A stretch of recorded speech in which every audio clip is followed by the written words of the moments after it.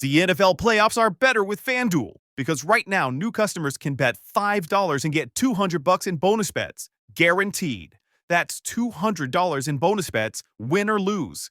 FanDuel, an official sportsbook partner of the NFL.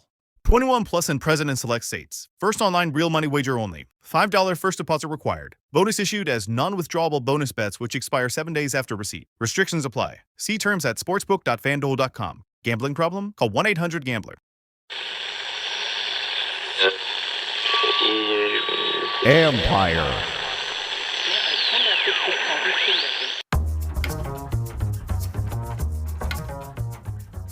Hey babies, hey babies, hey babies, hey babies. Hi everyone, Happy playoff weekend, everyone. What's up, Callow? Not too much. Very, very excited to join you down in Tampa this weekend. Oh, that's right. You're coming what, Sunday? Yeah, I'm flying in Sunday afternoon. First flight out Monday. So be good to go for the show on Monday morning. But can't wait to go see my first road playoff game. That's right, Han. Where are you sitting? Where'd you get your tickets? Upper level somewhere. I mean, it's nothing too crazy. Not that football matters really where you're sitting, in my opinion. So for those of you on the YouTubes, look at Callow brought out the Mark Brunell and Sean Taylor jersey, trying to hearken out 2005 vibes. 19 years since they've won a playoff game. 19. Your last starting quarterback in a playoff win for this franchise. So, yeah, it's been a little bit. Here we go, Jim. That's where we're at this week. Here we go. This is going to be a doozy. Somebody said to me this morning, probably best playoff game of the weekend. I agree, actually. I think it probably will be the best matchup of the weekend. I'll go through them later. I think the Eagles are going to smoke Green Bay. I don't think that game's going to be close. We'll see with Denver and Buffalo. I'm obviously leaning towards the Bills. I think the air's out of the Pittsburgh balloon, so I'm not expecting much there, and nobody cares about the Texans. That's why they're always Saturday at 3 o'clock. Always. So, and unfortunately what's going on in LA with the Vikings and the Rams, I think that puts a cloud over everything that's going on there. So I think we've got game of the weekend. So NBC got it right. I think they picked the right one. This could be a track meet. This could be a problem. This is the one team that beat Washington by double digits this year. Feels like 8 million years ago, but and I think they're getting a very different quarterback, a really secondary. They don't have Chris Godwin this time around, but this is an interesting one. I don't know that it's last team to get the ball wins, but if something ended up in the high 20s, 30s, I wouldn't be surprised if that's what the final score is. Not only that, this game was 37-20, and really the last touchdown was garbage time. It was really 37-13 before that last drive. Like, they were not just beaten, they were definitively blown out in this game. And granted, it was Jaden's first game, and we have a lot of excuses that we can make, but this team didn't get really blown out for the rest of the season like that or lose games like that. And so there is, cause for, being concerned against them, is what I would say. And to your point, too, of NBC getting it right, 100%. There was a reason why they were picked for Sunday night, and it's also because of the star power involved on both teams. Yes.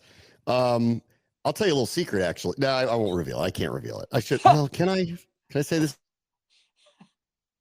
This is going to happen? He's putting a camera in our booth.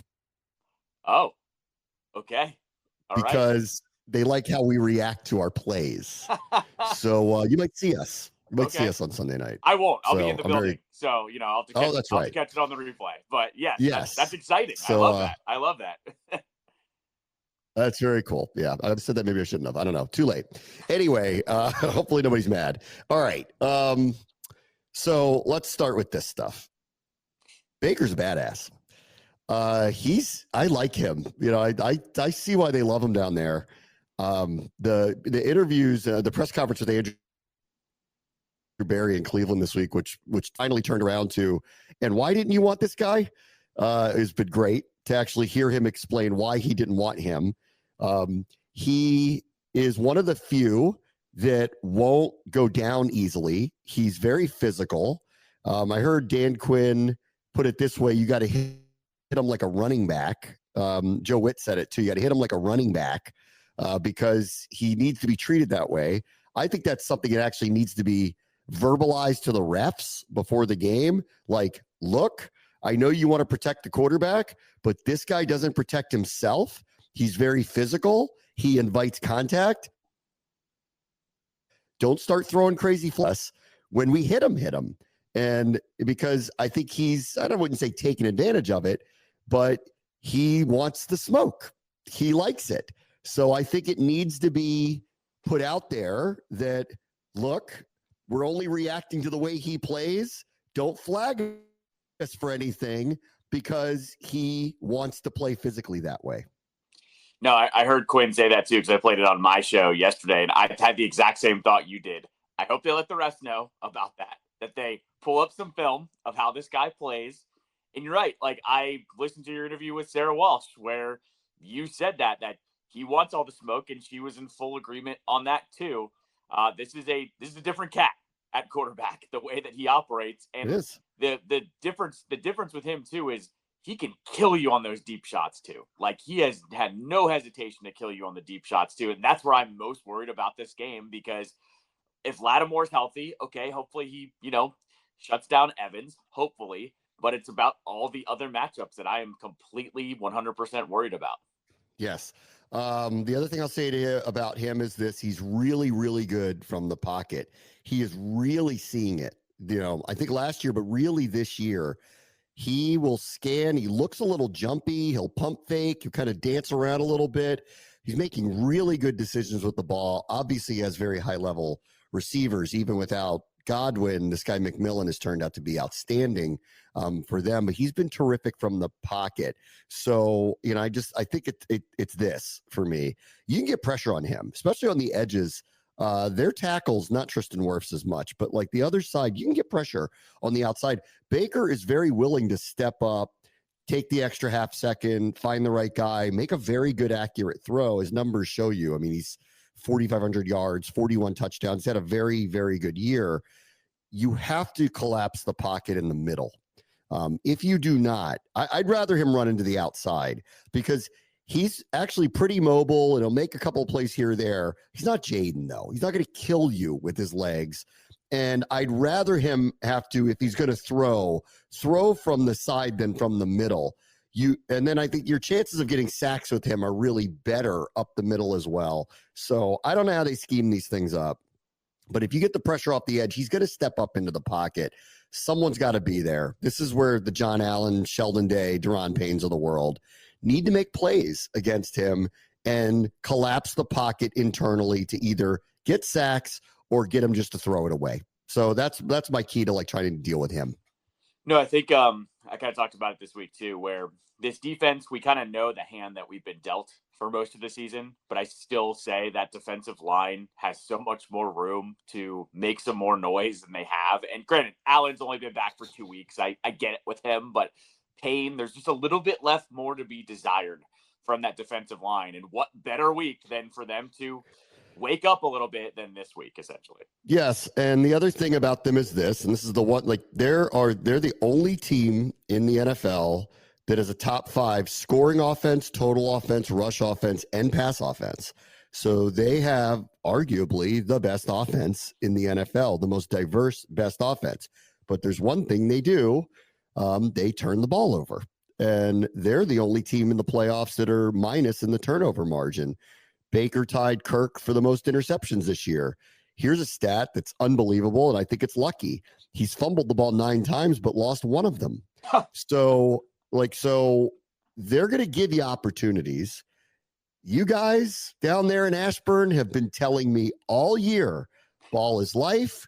We're going to get the ball. We're going to have turnovers. It is the one thing that they've said would happen that has not. So guys, this is the week, because otherwise you're in a situation with a team that's operating at too high of a level, I think, to think that you're going to hold them to 17 points and just win. So unless Jaden's got to be Superman again, we got to get the ball a couple times. And so I'm putting the number at 2. I want 2 turnovers this weekend. This one does reek of one of the corners not named Lattimore getting a pick. Like, if they're going to win this game, that's how I felt heading into these playoffs. Like, My favorite one would be if St. Juiced were to pick one off of just like the smoke that he's been getting from the fans. Closest he came to an interception was week 1. He nearly had one against Baker. Yeah. And that's the guy that I'm like, please catch one, because this fan base is just joning on him so much that I would love for him to get one. Or, our latest rookie of the week, Mikey Sandersville, who's gotten a few of them this year. I would love for him to get one too. So yes. This is one where I'm hoping, with Lattimore, hopefully shutting Evans down. Maybe Baker forces it on one of those guys, and we get lucky and we get one here. But I'm with you. All year long, it's been we want the ball, and it hasn't really happened. So once again, it would be nice if it, comes to fruition this week out of all weeks. I would say the last couple of weeks too, the teams they've faced, Dallas, well, not Carolina 2 weeks ago, but the Saints last week, who played them very hard and played us very hard too, especially on the defensive side of the ball. Boy, their defense really came around at the end of the year. And the Cowboys, who beat them, that's the last loss they had since their bye. They're 6-1 since their bye. Of those 2 games, 2 of the final 3, the opponent was the more physical team. And this is where I feel good coming in is I know what we bring to the table with that. I think our physicality is ramped up the last couple of weeks. Jeremy Chinn's kind of turning into that missile we thought he would become. Martin's been throwing himself around a little bit. I thought he was missed last week when he wasn't out there.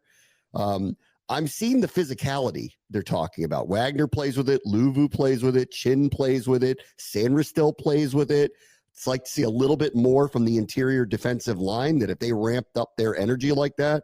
But the point I'm getting to is I've seen the other team out physical them. Tampa's pretty much winning anyway, partially because it's under the radar. They're having these comebacks late in games. Baker's been very good late in games. So I'm hoping that we're the more physical team here, and I think we can be the more physical team here. No, they've showed shades of that all season long. I mean, we really had it at, I think, really the first half of the year. What's funny is the physicality lines up with how well their run game has gone, I feel like. And for some reason, it's like both sides of the ball. I feel like when they're running the ball really well, the defense steps up pretty well in that too. So, yeah, I'm with you there. They've shown shades of it. I think they've just been a little bit too banged up to kind of, jump into that in the second half. All right, other side of the ball. This is where I've landed on the offense. The drive starters got to be better. Where they were really great at the beginning of the season was they were getting into these 2nd and 5, 2nd and 4, 2nd and 6s, and then they were playing off of that. And Jaden, in these very manageable situations, if he has to, he can get 2-3 yards. It's like no problem. So they can run whatever they want and trust him that he'll just get it and keep the drives moving. And they were having ungodly rush numbers early in the year. They were killing people time of possession. They were having all these 10-plus play drives. They were barely punting early in the season. And I think it goes back to they've had a lot of penalties. Their first down plays are getting blown up. So this is where I look at Cliff and say, all right, what do you got for these guys who are typically a pretty overly aggressive defense? Can you use the quick game to get 4 or 5 yards as an extension of the run game? Are there some middle screens where you will find voids if you catch them in their blitzes? They have a hard time with tight ends in the middle of the field. Are there a couple of end-around stretch plays you can run? Could you do more zone read with Jaden here to try to use the aggressiveness of the Buccaneers against them? I'm not looking for anything crazy on first down. What I want them to do is get back into that position where they're 2nd and 5, 2nd and 6, not 2nd and long, because this team has shown recently they have a tough time getting out of those holes. But when they're in these 2nd and manageables, they become unstoppable because they go fast. And this is where they are at their best. We saw this a week ago when Mariota came in. They're at their best when they're playing with tempo. They need to get back into tempo. The only way to do that is they can't be in 2nd and 10 or longer. They can't do it that way. The drives blow up too quickly. So that's where I'm on Cliff here. The drive starters, and I don't know exactly what they are. Those are my thoughts. Like, they just need to be better, and they need to get them into a situation where they can start getting up tempo, because when they do that, this is when they become basically an unstoppable offense. I'm 100% with you, and I also think don't overthink this. Like, Tampa Bay has one of the best rushing defenses in the league. Do not hesitate to just keep putting the ball in Jaden's hands. That's like kind of how I feel going into this game. Like, you don't have to run the ball for 5 yards if he can get you 5 yards, whether on the ground or a quick pass to somebody too. Like, that's I'm with you on getting into these better situations. The other side of this too is this second half and this offense with penalties has been just maddening. Some games, not every game, but there are games where it seems like it spirals on them when it comes to flags, and those, 2nd and 6, 2nd and 5s turn into 1st and 15s, 1st and 10, or 1st and 20s because of penalties. They have got to be disciplined in this one too, because that has been, I think, the number one killer of some of their drives has been getting those penalties. Especially, you look at that game in Atlanta where they got the ball back at the end of regulation and penalties killed them. And luckily they got the ball back in overtime, but penalties killed them. They should have won the game in regulation. So I'm with you. Penalties play into that as well. Yes. There's one thing I haven't seen Jaden do a lot of this year, and I have a feeling may have to just a little bit today, albeit though Tampa Bay brings pressure from all edges and mainly up the middle too. So this one might not count as much, but can he actually step into the pocket and throw? Typically the default with him is he just bursts. Either if he goes to the center of the line because he sees it, he's running. If he runs to the outside, he could throw and he could run. Could go either one. Dual threat, one of the best in the NFL, second to none. Maybe Lamar is better than him. That's about it.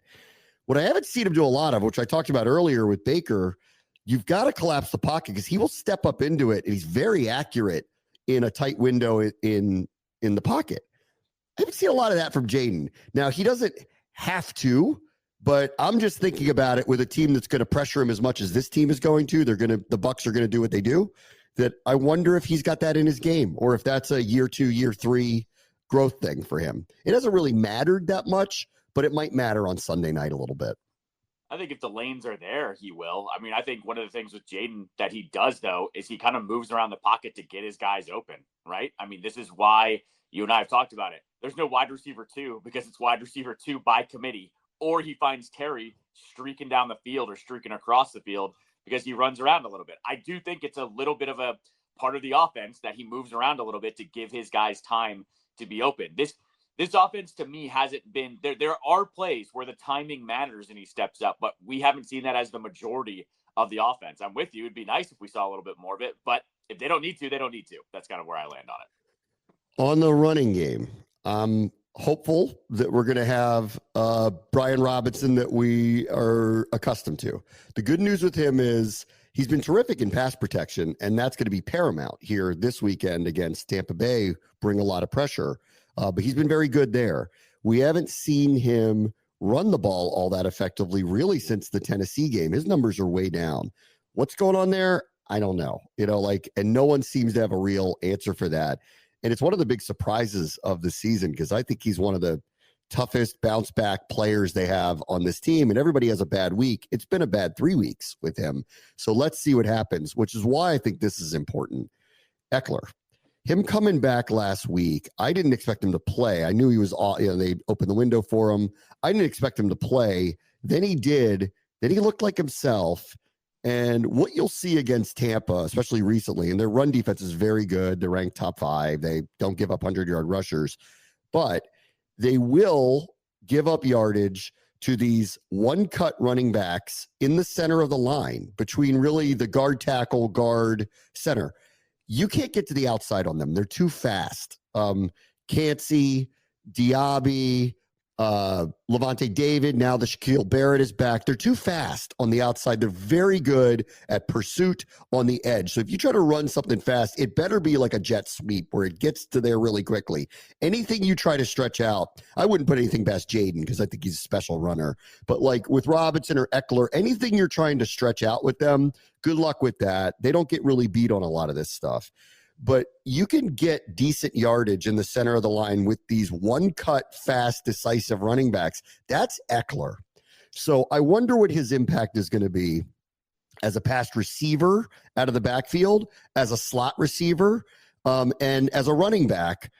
I would argue he needs more carries than Robinson does because of his style of running against this particular defense, this very decisive cut back, go, see if you can get 4 to 5 yards or maybe get lucky, break a tackle, get a little bit more. I think he could be very impactful this weekend. No, I think when you're trying to think of people that could win them this game on offense, not named Jaden and not named Terry McLaurin, I think Austin Eckler is probably top of the list. I'm not writing B-Rob off in terms of having, a good game, but I just think he has not seen the rushing lanes that well. From that Eagles game on, he hasn't been great. You mentioned the Tennessee game. The Tennessee game was the last time any of the running backs really looked good. Even guys not named Brian Robinson like Rodriguez and McNichols. The run game in general just hasn't been good this last month. I hope that Eckler injects a little bit of life in it, because I think if he has an impact and they somehow can get some chunk yardage, get some plays, it doesn't have to be amazing because we know how good their rush defense is. That's going to be paramount if they actually get a win here. Eckler will be one of the heroes of the game for sure. If he has 8 carries at 4 yards a carry, and it keeps a number of drives alive, and then he has a couple of catches out of the backfield that they run to him, I just think he could be his style, I think, is a very potentially impactful player for this team. So I'd like to see how they utilize him this weekend. And then I mentioned this earlier, but they have trouble covering tight ends. They give up a lot of yards to tight ends. So, that's Zach Ertz here. Zach Ertz has been outstanding down the stretch of the season. He's been a massive red zone threat for them, extremely reliable for them. So, it's funny, I find myself leaning on, and I'm not surprised it's gone this way, the veteran guys who've been there, done that, asking them to step up here. Austin Eckler, Zach Ertz on offense, the guys who've done this before. I actually think they're the best matchups really for this team outside of let's Jaden do Jaden things. And because the Tampa Bay secondary is so beat up, I would hope there's going to be some opportunities for Terry down the field. But those are the two guys on the kind of keep the drives going, keep the trains running on time. They're the two that I look at here that are going to be, I hope, very impactful in many different ways to keep the offense moving and honestly keep Baker and company off the field. I'd love to see some nice long drives against Tampa Bay, slow down their offense. I would love to see a couple of those designed tight end passes that Cliff has pulled out of his bag every now and then, not necessarily with Ertz, but we saw one with Bates a little while ago where it was specifically designed to go to him. We haven't seen a lot to Sinnott, which I would like to see, just something there. Yeah. That would be nice to see, but I'm with you. Ertz has been kind of like the pleasant surprise of the season. I didn't really know what they were going to get with him. I didn't think there was much left in the tank there, but he's been outstanding down the stretch. He might be their most consistent player, not named Terry, down the stretch, to be completely honest. And so I'm going to guess he gets targeted quite a bit here. One thing I'll point out too, I played a clip yesterday from Chris Sims, because, Chris Sims does a show with Matthew Berry. I believe it's on one of the NBC platforms, but Sims kind of I guess he had talked to Jaden before or after that Tampa game, must have been after. And Jaden admitted to him that was the most nervous he'd ever been for a game in his entire professional career, including college. So now I'm like, if that's the most nervous Jaden ever was, I would expect the offense is going to run much better all the way around coming around for this one. So it's funny. He looked it. Yeah, he did. He looked it. Exactly. He vacated the pocket very quickly on all those blitzes, and his natural ability took over. And then I think things slowed down for him, and then he got it out of the way. I said this from the get-go. I thought this was a bad draw when they got them in week 1. Here's an all-new team, 30 new players, rookie quarterback. They're going at a team that annually makes the playoffs, has their whole team back, and blitzes like crazy. And they're good at it. And I thought that was a bad draw. And I remember when we left, I went, I'm not worried about him, actually. He's the last person I'm worried about. This was predictable that they, what did you expect? They're all new. They didn't know what they were doing. Their quarterback's in his first game going up against a specialist at pressure packages. Welcome to the end. It was an all-time welcome to the NFL. Yeah. And it looked it. The other thing that is very, very, so I think they get a very different Jaden Daniels, albeit, I think this needs to be said, he is on the injury list. So the whole poo-pooing of his leg is sore. No, it's something, it's something.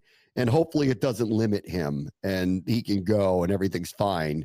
But the other thing that is very, very, very different from week one is our starting quarterback tandem was Emmanuel Forbes and Benjamin St-Juste, and it's not that this weekend.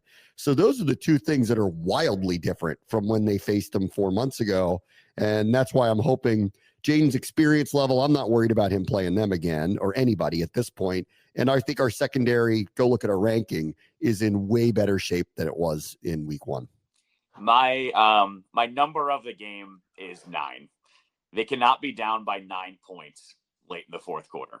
Like that's my number. Is this defense has to keep it to one possession the entire game. And for the reasons that you just stated there, the cornerbacks are better, but this is a completely different Jaden Daniels, obviously, than week one heading into this game. If they can keep it to one possession, I think hope remains alive no matter what happens. But they have to keep it to one possession, late in the fourth quarter. Yeah, my number's 2. I think 2 turnovers does it. Okay. They have rarely gotten 2 turnovers in games. This is a team that will give you opportunities to get them. Luvu, catch the ball. We need an interception. Baker's going to get hit. He fumbles the ball. You got to get it. Yep. This is the game, where the ball is life stuff needs to come true. And then we're on Sunday Night Football because everyone's expecting a heart attack. And let me tell you something, it's not just our team, it's them too. Yep. They've been doing it too late in games. So I'm excited. I think this is going to be a really great matchup, and I'm really excited to see what happens. I'll say this too. The amount of Washington fans that are going to this game, I'm really excited to see how many people do show up here, because I don't know what the percentage is going to be, but the amount of people talking about going to this game is honestly unreal at the moment. So I really want to see what the representation looks like down there, because how cool is that going to be on Sunday Night Football if it's 50% Washington fans? I mean, that's an arrival that the fan base is back, essentially. Yeah, the get-in price was still pretty high, which is always a sign of that there's a demand, and that demand is going to be coming from Washington fans for sure. So I will say this, like I bought on Sunday night, like a lot of other fans did. Ticket prices have dropped all throughout the week, though. Huh. So it tells you that people are still trying to unload them. So if you waited, you can still get in pretty good. Like I think you can get in for about $100 right now if you just want to get in the door. 100, then 130 probably with fees or whatever. But Sunday was actually the high, which tells me so many Washington fans were buying them at the same time. It drove the ticket prices up, and now they've kind of solidified a little bit. All right, let me take a quick break. Bray watch the show, ESPN 630, Sports Capital.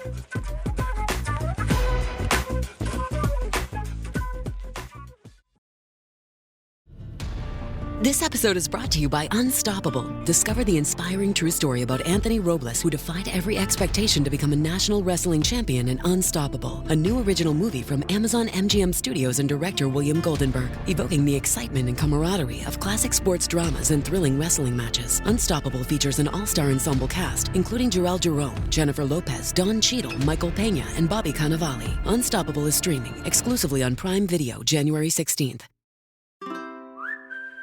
Head to Whole Foods Market to jumpstart your January during our New Year boosting event with savings on feel-good favorites store-wide. Save on organic picks, wellness staples, and more all month long.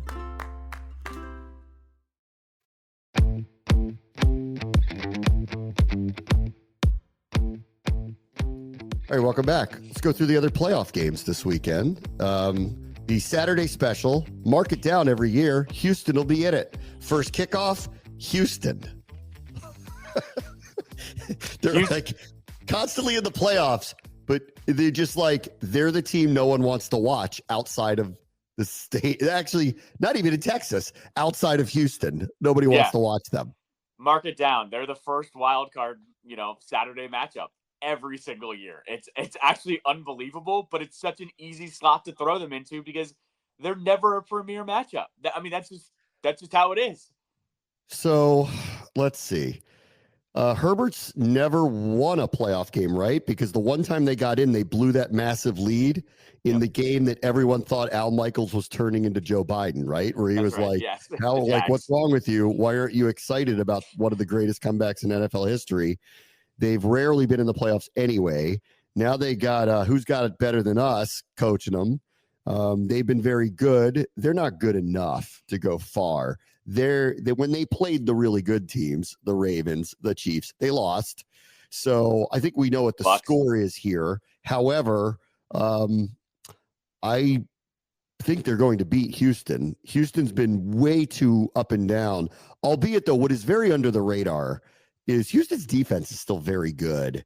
And it's their offense that's been real up and down. Stroud's been very up and down. I have a feeling they're going to get frustrated. The Chargers will be steady Eddie. Give me the Chargers here, low-ish scoring game, 20-17, something like that. 100% with you. You know me. I called the Texans frauds in week 2, that I just don't believe in them. I don't believe in Stroud this season. I'm not writing him off by any means, but a clear sophomore slump for him. And this is like a bad matchup for the Texans. They're going to get a team that is pumped to be there more than normal. Harbaugh's going to have them ready to go. Herbert's better than Stroud at the moment. I'm with you, like 20-17 or a 17-13 type game here. Low scoring. Houston doesn't do enough. Chargers are moving on.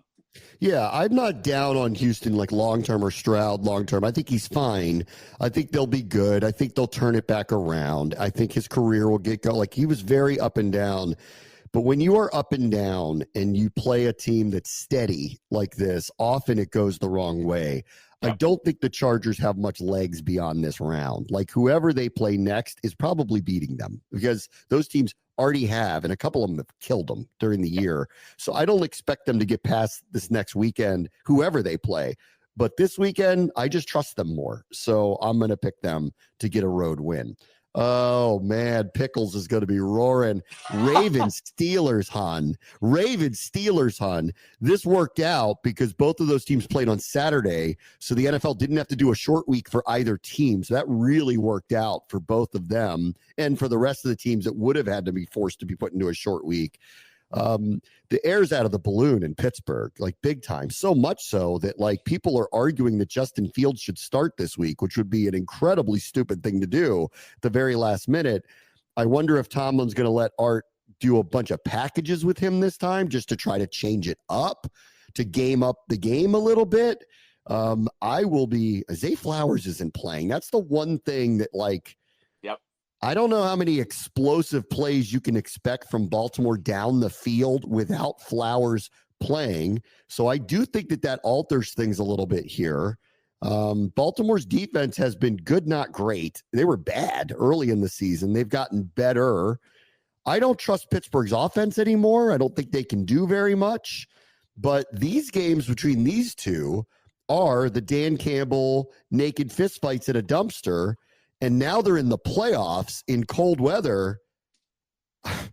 Don't be shocked if it's 16-13, guys. Like, don't be total, like, just because they don't score 35, don't think that Lamar is playing bad again. This is not a good matchup for Baltimore to walk into the playoffs.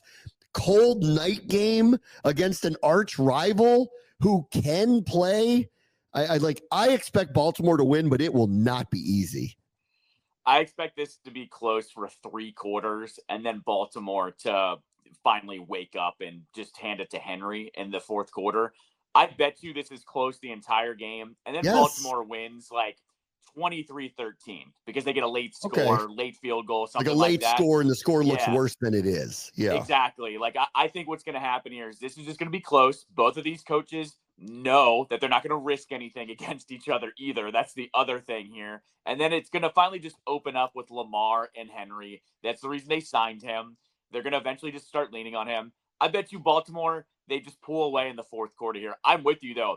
Steelers offense is garbage at the moment. It is. I mean, they're the team that everybody's talking about. Do they get Rodgers? Do they get Cousins? Like, that's never a good feeling when those discussions are happening before the playoff loss even happens. So it just tells you where the feeling is for that team for the offense. Yeah, I mean, when Arthur Smith was brought in, Arthur Smith is more apt to work with someone of the Justin Fields skill set than he is really with the Russ skill set. Yep. But they didn't have a real passing game with Fields playing. So they had to go, like, I thought it was the right thing to do to go to Russ. And then Russ had a nice little run and he was hitting all these big plays down the field. Those have totally disappeared. The other thing that I didn't like that I saw this week was somebody showed some video from the Ravens locker room where they were talking about something, and you heard somebody in the background describe George Pickens as soft. And I went, oh boy. Like, this is it, the Ravens, like, this is the worst team they could have gotten, I think, in the first round, honestly. Like, just because they know them, arch rival, they've already lost to him once, in a game where, and Tucker isn't as reliable as he's been in the past. Like, sure. If they think this is going to be easy, and I don't think anybody up there does, but if they do, they're stupid, because it won't be. I do think Baltimore will win, but it's going to be tough. You might be right. Like, Henry busts one late that makes the score look a little bit better than it is, but without Flowers, so no explosive plays down the field, or I don't expect explosive plays down the field. I wonder if Pittsburgh comes at them now to just gang up on the run, come at Lamar, try to bottle him up, and dare him to throw the ball downfield. I think this game's going to be low scoring and close throughout. That's what I think. To your point of them drawing the Steelers too, it's like, Tomlin can game it up for one game against that team too. Like, that's the worst feeling in the world. He can get it ready to go for one more game against them and keep it close. Yeah. Yes. Same thing with the Chargers. I would actually believe that Pittsburgh actually would have more of a shot than the Chargers next weekend. But if they were to win here, I think that would be it. Like, that would be the end of it. Let's see. Broncos get the Peyton Nix debut. It's a bad draw in Buffalo. I was impressed with them against Cincinnati. The way they hung in there. Nix made a great throw into the game to keep him alive. So Peyton's a terrific coach. I know a lot of people don't like him, but he's a very, very, very good coach. Their defense is pretty good. I think they're walking into a steamroller game where that team's just too good for you and have done this too many times, and it's on their field. So I'm picking Buffalo here. I'm impressed that Denver got to where they got to, and I guess the future's very bright with what they've done. If this game wasn't against them there in the freezing cold weather, then I probably would buy a different outcome. If they were playing Baltimore, I actually, without Zay Flowers, I would go, I don't know, man. Like, you better watch out. Like, they could be trouble here. If they were playing Houston, I think they beat them. But I just think they got the wrong team. So give me Buffalo 31-24. You're giving them too much credit, I feel like, there. That crowd also is going to be juiced up. That crowd feels it, that if they're going to win the Super Bowl, it feels like it's going to be this season. I think it's going to be higher scoring. You got a shot. I don't think they're wrong thinking that. Yeah. Right. I'm going to go 31-17. I think this is a comfortable game. I think Allen goes full Superman mode, as he's been pretty much the entire year. Nix, we'll see what he's got here. I think he's had a very good season. I'm not going to try to judge him too hard on this game. I just think the Bills are the buzzsaw right now, and they're running into him, and good luck with all of that. Yeah. And then the other one before we kick off will be Eagles and Packers. And this one's trending in a way that I don't think this game's going to end up being close. The vibes are off with Green Bay. Yep. They've lost every big game they've played. They've been close in a couple of them. They've been beaten in others. Last week, I don't know what they were thinking, but Jordan Love clearly is hurt, but I don't know how hurt. Watson's now out. The vibes are totally off. I think the Eagles are going to kill them.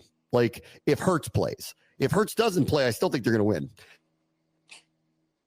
But, if Hurts plays, they kill them. I think this one is a runaway. 34-10, 34-17, something like that. It's just Green Bay is trending so the wrong direction.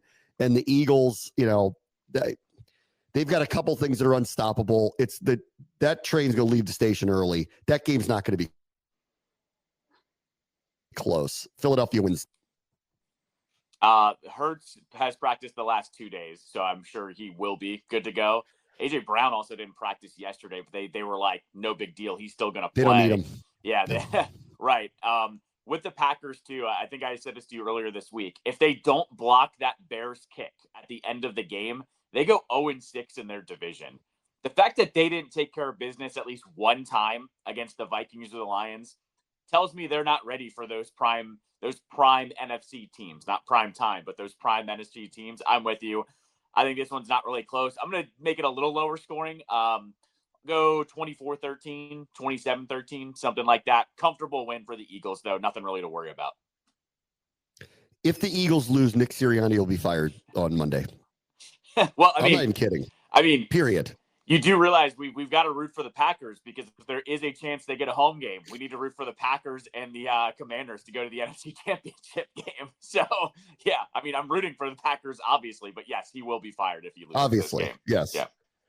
No, it's not going to happen. But if it did, Sirianni's going to get fired. It's not going to happen, and they're going to roll into the next weekend. So that will end all dreams of Washington getting a home game in this playoff run. All right, real quick before we go to a break, who you got in the Super Bowl since the playoffs are starting? Who you got? I'm not going to go against the AFC with the Chiefs. I think the Chiefs have won all of these close games all year long. Their defense is very good, and their offense, as you know, can wake up at literally any moment in time. So give me the Chiefs on the AFC side, and on the NFC side, I think I got to go Eagles here. They've been there before. They have a good run game. Their defense is good enough. They have a good pass defense. They have a good rush defense.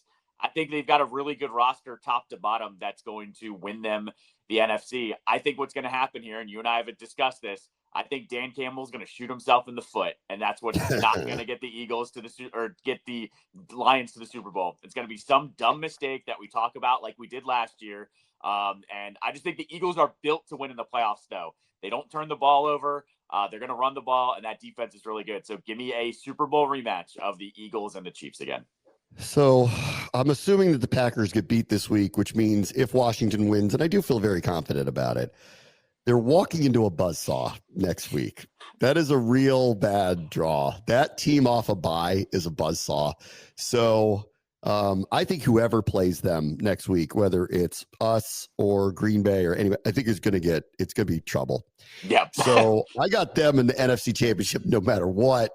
Okay. I think it'll depend who they play. It probably will be Philadelphia. If it's anybody but them, I think they handily get to the Super Bowl. If it is Philadelphia, let's see it. Should be a pretty good one. I'm going to take Detroit. I'm going to take the team with a bye and with home field advantage. Boy, did they prove a lot by what they did to Minnesota. That was embarrassing that they just throttled them with a defense that's missing that many people. I think Aiden Hutchinson will play with a walker if they get that far. So give me Detroit to get there, and I'll take Detroit-Buffalo. I think this is just Buffalo's year to get there, and then that Super Bowl will be one of those, I feel so terrible for either fan base, whoever has to lose, because they've both earned it for so long, and one of them's going to have to lose, and that's going to suck. So if we're right, I'll get there when we get there, but I'm going to call Detroit-Buffalo in the Super Bowl this year. I will say this too.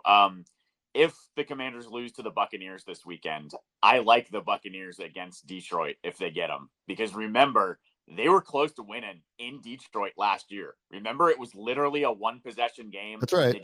They just couldn't finish the game out. I think it was, I feel like I can't remember it exactly. I think Baker either turned the ball over, they missed a field goal or something.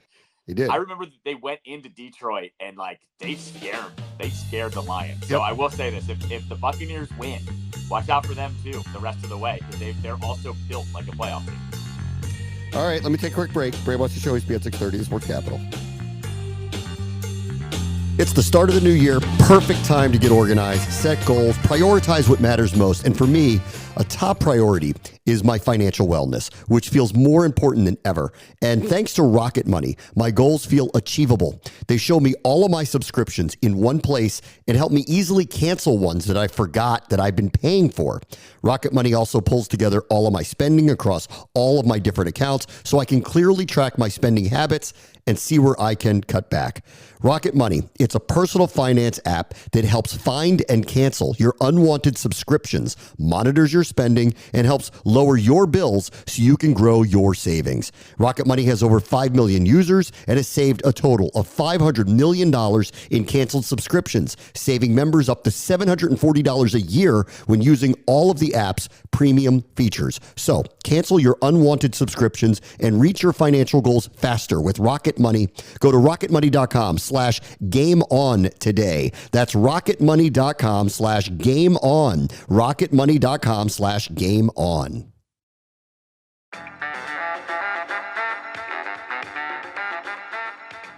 All right, welcome back. We shall find out this evening. Is Texas back? They get to finally answer that question by playing Ohio State in the state of Texas at the Cowboys Stadium. I like Ohio State. I think the way that they've kind of they should have been charged for a crime for that murder of Oregon. I mean, that was really if they're going to play like that regularly, they're the best team in the country, and it's not close, actually. So Texas is a little up and down for my liking. They're a little kind of too close with teams that are close to their level, but not on it. Give me Ohio State. Sorry, state of Texas. I wonder what that stadium is going to look like. It'd be very telling if it's a lot of Ohio State fans, because it's too easy for the Texas faithful to get in because it's in Dallas. So I'm expecting a heavy Texas crowd. If it isn't, that says a lot about you guys. But I got Ohio State tonight to win. I have Ohio State too. I think they have been galvanized since the whole Michigan incident, and I feel like this has just fueled them every step of the way. And like you said, they murdered Oregon last week, and that was just, I don't think anyone saw it coming like that. No. The fact that Day has them playing like this, I'm with you. I don't think this is actually more on Texas. I think it's more that Ohio State is just hitting their stride at the moment. This year, it is not a very good quarterback class coming into the draft. That is clear as day. I would buy Cam Ward a little bit. I would buy Shador a little bit. Beyond that, it's hard to find anybody that you would go. Everyone else feels they fall into the Kenny Pickett category of, let's be like, is he good? I'm not really sure. We have nobody else. Like, I'm feeling that way. So right on cue, the Penn State quarterback is getting all this publicity as, he's rising up the charts, and the Giants have done a lot of work on him, and they really like him. And then he throws up on himself, and he threw a ghastly, terrible pass at the end of that game, and he apparently did not complete a pass to a single wide receiver in a college football semifinal. If you use a top 5 pick on him, you're crazy. Okay. If you want to pick him somewhere else, fine. Right. But if you are one of those quarterback hungry teams that watched this last night and still use a top 5 pick on him, you are a crazy person and you want to be fired. This is one of those ones. I tell you this every year where don't overthink it if you're on the fence about somebody. This is one of those quarterbacks. He falls into the Will Levis category, falls into the Daniel Jones category. If he's not the one of one 5-star recruit, do not bother. Like, do not draft this guy in the top 10. If you do, this is 100% on you. We've literally seen it now. He is not worth the top pick. And then you're going to be asking yourself whether he's the quarterback of the future for 5 years straight. So good luck with all that if you do draft him. And then for this coach who's just, wow, good for you. I'll be interested to see if there's any NFL interest in him all of a sudden once he gets through the next week. And then secondarily, what would be incredible is if LSU fired Brian Kelly and hired him. That would be that would be just too perfect. Didn't Brian Kelly leave Notre Dame saying he wanted to leave Notre Dame because they don't have enough resources to win a national championship? Wasn't that one of the reasons he said he left? I believe so. And here we are, a few years later, and this guy's in the national championship with them, and you're not. And you just had the Heisman Trophy winner on your team and a top 10 pick receiver on your team. Yeah, Exactly right. I will say this, it's the first time you mentioned Brian Kelly in a long time. You haven't done the Brian Kelly bit all season long. Yeah, I know. Like the show got shortened, and what got shortened, like to your benefit, was I don't do the college football preview segment anymore. Which I know now, I'm starting to realize now you miss a little bit. I knew you would. I knew you'd miss it. The Brian Kelly bit on YouTube, I think, would have went over fairly well. I will say that. That's true. Maybe next year. Maybe I'll bring it back next year. We'll have to see. People still comment about "Hey babies" every show. So the Brian Kelly bit would have gotten some comments on here. Yeah, that's right. And if you don't know what we're talking about, you're gonna have to listen to shows from last year. Yes. Yeah. Exactly. Callow hated it. He would put up with it. Hated it. But now you're realizing there was some merit to that. Now that we're talking about him again, yeah. Sometimes you don't know what you got till it's gone, All right, everybody. Hopefully we're talking about a win on Monday. Talk to you then. Bram Bucs the Show, ESPN 630 Sports Capital.